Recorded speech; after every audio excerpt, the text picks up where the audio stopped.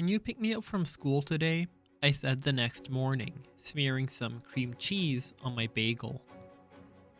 Mom was making August's lunch, American cheese on whole wheat bread, soft enough for Augie to eat, while August sat eating oatmeal at the table. Dad was getting ready to go to work. Now that I was in high school, the new school routine was going to be that Dad and I would take the subway together in the morning, which meant his having to leave 15 minutes earlier than usual. Then I'd get off at my stop and he'd keep going. And Mom was going to pick me up after school in the car.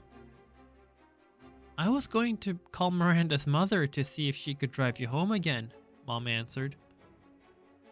No, Mom, I said quickly.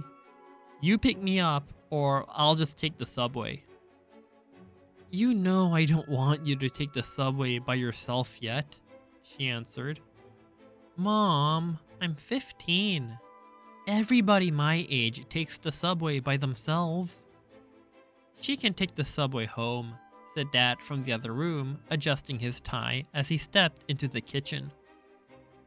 Why can't Miranda's mother just pick her up again? Mom argued with him. She's old enough to take the subway by herself, Dad insisted. Mom looked at both of us. Is something going on? She didn't address her question to either one of us in particular. You would know if you had come back to check on me, I said spitefully, like you said you would.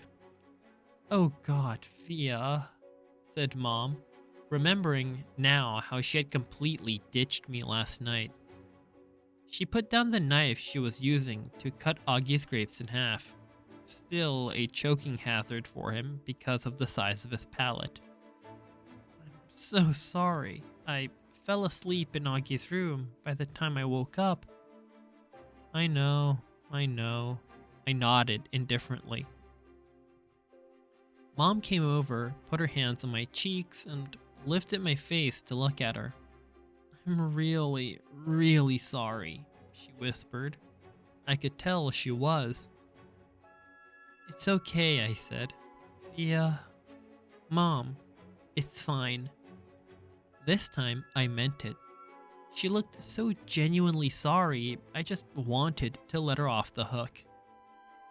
She kissed and hugged me, then returned to the grapes. So, is something going on with Miranda? She asked. Just that she's acting like a complete jerk, I said. Miranda's not a jerk, Augie quickly chimed in. She can be, I yelled. Believe me. Okay then, I'll pick you up, no problem, Mom said decisively, sweeping the half grapes into a snack bag with the side of her knife. That was the plan all along anyway. I'll pick Augie up from the school in the car, and then we'll pick you up. We'll probably get there about 3:45. No, I said firmly before she'd even finished. Isabel, she can take the subway, said Dad impatiently. She's a big girl now. She's reading War and Peace, for crying out loud. What does War and Peace have to do with anything? Answered Mom, clearly annoyed. It means you don't have to pick her up in the car like she's a little girl, he said sternly. Via, are you ready? Get your bag, let's go. I'm ready, I said, pulling on my backpack. Bye, Mom. Bye, Augie. I kissed them both quickly and headed towards the door. Do you even have a Metro card?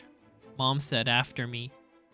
Of course she has a Metro card, answered Dad, fully exasperated. Yeesh, Mama, stop worrying so much. Bye, he said, kissing her on the cheek. Bye, big boy, he said to August, kissing him on the top of his head. I'm proud of you. Have a good day.